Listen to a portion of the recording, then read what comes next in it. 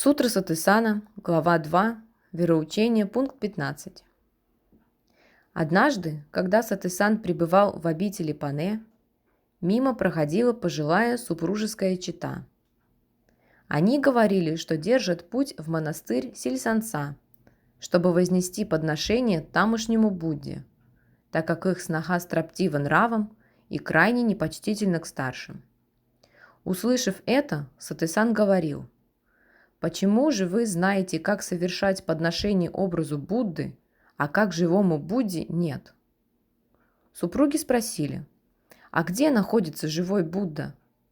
Сатисан говорил: «Живущая в вашем доме сноха и есть живой Будда, так как ей принадлежат исключительные полномочия почитать вас или не почитать. Может, вам попробовать сначала совершить подношение ей?» Они снова спросили: «А как это сделать?»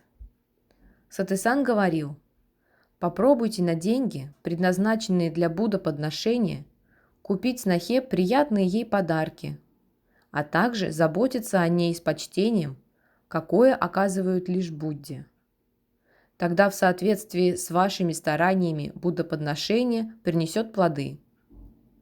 Вернувшись домой, они сделали, как им было сказано, и через несколько месяцев их сноха действительно стала почтительной к ним.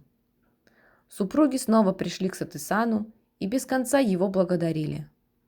Сатисан говорил находящимся рядом ученикам: «Это и есть подношение Будде в реальности, когда о грехах и счастье непосредственно молит причастный объект».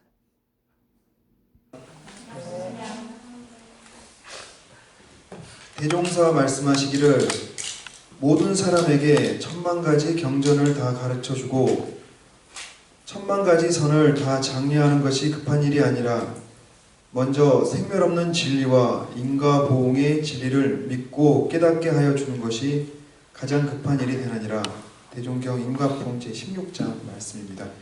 소태산 대종사님이 가장 급한 일이라고 해서 저도 아주 중요하게 생각하는 법문입니다. 이 세상에 정말 많은 책과 정말 많은 이론이 있는데 그 책과 이론 그 어느 것보다 세상 사람들에게 가장 먼저 알려줘야 되는 건 이 불생불멸 그리고 인과보응의 진리다를 강조하신 거죠. 자, 인과보응의 진리라고 하셨는데 인과보응의 진리가 뭔지 설명하실 수 있겠어요? 제가 할게요. 그러니까 어떤 원인, 세상 살면서 어떤 원인이 있었고 결과가 되고 이 원인이 이런 결과도 있었고 이 원인에서 이런 결과도 있었고 세상 일에 원인 없는 결과는 없다. 이게 인과보응의 진리를 먼저 말씀하신 거죠. 불생불멸은 어떤? 제가 어디 가다가 그 예쁜 화장실에 뭐 되게 향이 좋은 비누가 있었어요. 좋다 이거 그냥 가져가요. 아무도 못 봤어요. 그러면 죄를 저는 안 받게 되는 거죠. 자, 어떤 일이 있었지만 그 일의 결과는 지금 당장은 아니더라도 언젠간 나타난다. 원인 결과가 계속해서 돌고 돈다. 그래서 우리가 자주 보는 이 이론상이 진리를 가장 간단하게 표현한 그 상징이지만 그 여러 상징 중에서도 인과보응의 진리, 불생불멸의 진리도 이 이론상 그림 안에 나와 있다고 얘기할 수 있습니다. 그래서 제가 교리도를 여러 차례 이야기를 하는데요. 이 이론상이 진리를 표현하는 모습이라고 한다면 이 상태에 머무는 게 가장 행복하거나 어떤 편안한 상태이거나를 얘기할 수 있을 것 같아요. 저 거북이 모양의 교리도는 원불교의 핵심 교리들을 표현하고 있습니다. 자, 편안한 이론상의 이 자리로 가기 위한 수행의 방법은 오른쪽에 써져 있고 수행이고 신앙의 방법은 왼쪽에 그래서 오늘 저는 이 왼쪽 아래에 있는 처처불상 사사불공 이에 대해서 얘기를 좀 하고 싶어요. 처처불상 사사불공 이거는 모두가 다 부처님이다. 세상 모든 것이 다 부처님이다. 그러니까 그 사람에게 부처님을 대하듯 불공을 드려라 라는 말씀이죠. 아주 극단적으로 어떤 아주 나쁜 죄를 지은 범죄자가 있다고 칩시다. 부처님입니까? 아닙니까? 부처님입니다. 일단 처처불상 모두가 부처님이다 라고 했으니까 일단 부처님이 맞는 것 같아요. 부처님이라고 한 데에는 이유가 있겠죠. 인과보응의 그 법칙에서 보면 좋은 사람만 좋은 결과를 받아서 부처님인 것이 아니고 나쁜 사람도 이 인과보응 불생불멸의 진리 법칙에 따라서 나쁜 사람의 인생에도 이 진리가 함께 같이 하는 거예요. 그래서 부처님이다. 살면서 우리가 좀 더 생활로 가지고 들어가 봅시다. 우리가 살면서 어떤 일로 제일 힘든지 제가 제 자신을 봤을 때 사람들하고 관계가 잘 맺어지지 못할 때, 다른 하나는 해야 되는 일이 있는데 잘 처리가 안 될 때, 그 중에 이제 사람과의 관계가 특히 가까이에서 힘들게 하는 것 같아요. 좋은 사람만 있으면 친하고 날 좋아하는 사람만 있으면 좋겠는데 친한 장교무님 같은 사람은 저에게 당연히 부처님이죠. 근데 꼴 보기 싫은 사람들이 항상 있어요. 어딘가에 있습니다. 좀 잘 생각해보세요. 어디에 있는지. 본인의 꼴 보기 싫은 사람은 어디에 있는지. 회사인지 아니면 불행하게도 집에 있는지. 제가 여러 사람들하고 이야기를 해보면 어딘가에 꼭 한 명씩 있더라고요. 자, 그런 사람들이 있죠? 자, 있어야지 저 다음 얘기가 돼요. 자, 그런 사람이 있을 때 여러분들의 선택은 보통 어떻습니까? 제가 보통 하는 행동은 그냥 적당히 관계하고 산다. 두 번째는 그냥 상대 안 한다. 세 번째는 그냥 그 사람 없는 대로 내가 가버린다. 뭐 회사를 바꿔버릴 수도 있고 뭐 집에 그런 사람이 있으면 집을 나올 수도 있죠. 자, 이런 방법 여러분 어떻게 생각하세요? 니브라르나라고 했어요. 맞지 않다.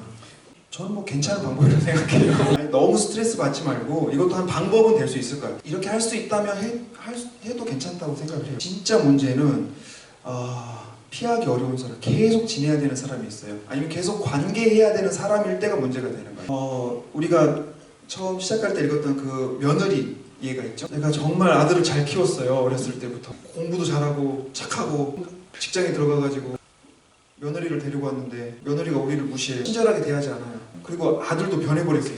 어떻게 해요? 맞아요. 할 수 없어요. 그렇게 살 수 있으면 괜찮아요. 근데 계속 뭐 볼 때마다 불편해요. 제가 화가 나. 어떻게 해야 돼요? 그래도 1년에 한 번씩은 만나야 돼요. 보통 이런 며느리를 만났다고 쳐요. 며느리가 아니고 직장에 정말 성격 이상한 그 동료가 있다고 생각을 해요. 그럴 때 우리는 보통 어떻게 해요? 저는 이렇게 해요. 혜안교우님 쟤 진짜 성격 이상한 것 같아요. 처음 봤어 저런 사람. 꼴 보기 싫어 죽겠어요. 보통 이렇게 해요. 근데 저 사람 계속 봐야 돼요. 욕해서 그 사람이 변하면 제가 욕을 진짜 많이 더 할 수 있는데 제가 욕한다고 변한 사람을 저는 본 적이 없어요. 더 심해졌으면 더 심해졌지. 어떻게 해야 돼요? 잘은 모르지만 저는 이제 이렇게 잘 하려고 해요. 어떤 원인 결과가 있다고 했지. 내가 보기 싫은 저 사람도 어떤 결과물의 부처님이다 라고 하셨지. 그걸 자꾸 생각해 보려고 해요. 생각하다 보면 다른 모습이 보여요. 막 성격 이상했어요. 어떤 원인이 있겠지라고 생각을 해보니까 이 사람의 인생이 보이기 시작해요. 집에서 안 좋은 일이 자꾸 있어 이 사람이.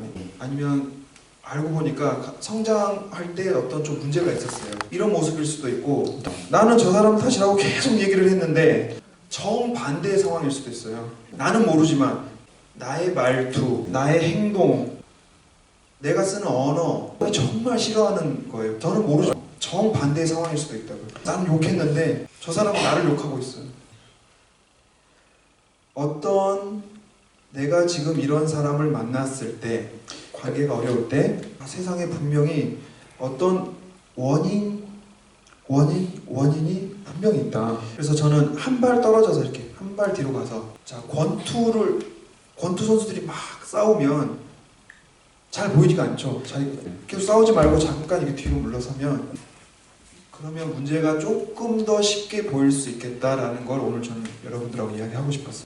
그 처음에 아주 극단적으로 이야기했던 범죄자, 직장에서 계속 소리를 지르는 그 사람 그대로 두자 이런 말이 아니에요. 그 사람이 그렇게 행동하는 분명히 어떤 이유가 있을 텐데 그 사람이 그렇게 소리를 지르지 않으면 내가 행복해질 수 있는 거잖아요. 그러니까 한 발 물러서서 저 사람이 어떤 상황에서 자꾸 소리를 지르는지 저 사람이 변해야 내가 행복해질 수 있어요.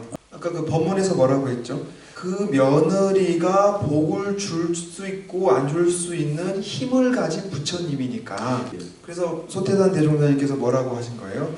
절에 가서 아니면 교회에 가서 신이시여 부처님이시여 제발 며느리 좀 바꿔주세요 하는 게 아니고 그 실제 힘을 가지고 있는 저 사람한테 가서 빌어라. 제발 저한테 그러지 마세요. 그래서 좋아하는 것도 주고 또 싫어하는 말투는 쓰지 말고 얘기하고 싶으면 얘기도 좀 들어주고 저분이 바뀌면 저는 복을 얻는 거죠. 제가 설교에서 저희 아버지 얘기를 몇 번 했어요. 아버지가 어렸을 때부터 아버지가 이렇게 화를 자주 냈어요. 저한테 화를 자주 냈어요. 저도 이제 남자잖아요. 저도 지고 싶지 않죠. 크고 나서는 자주 싸웠는데 그 원불교 만나고 이렇게 지내고 나서부터 이걸 알게 됐어요. 처처불상 아버지의 은혜 부모운도 있고 여러 가지가 있잖아요.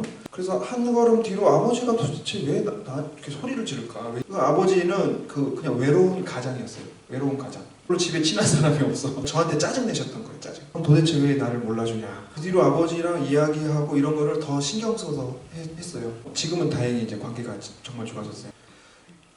뭐 제가 아버지가 다행히 잘 관계가 좋아져서 이런 이야기를 한 거고 생활상에서 저도 마음에 안 드는 사람, 마음에 안 드는 행동과 말을 하는 사람들을 보면 바로 싫은 마음부터 나요. 지금 며칠은 고통스러울 때도 있는데 돌리자, 뭘 돌리자 많이 하잖아요. 계속 이 상태로 돌려야 된다, 내가 이해해야 된다를 자꾸 생각하려고 노력해요. 우리는 논리적으로 이해도 해야 되고 그런 논리를 바탕으로 모두가 부처님이라고 한 이 말씀을 믿어야 돼요. 그래서 신앙에 있는 거예요. 한번 믿고 한번 이해해 보려고 노력하세요. 혹시 그런 사람이 주변에 있다면. 그러면 계속 싫었던 그 사람이 정말 다르게 보이는 순간이 올 거라고 저는 믿어요. 그 경험을 여러분들이 꼭 해보셨으면 좋겠습니다. 이상 설교 마치겠습니다. На этом я закончу. 감사합니다. Да.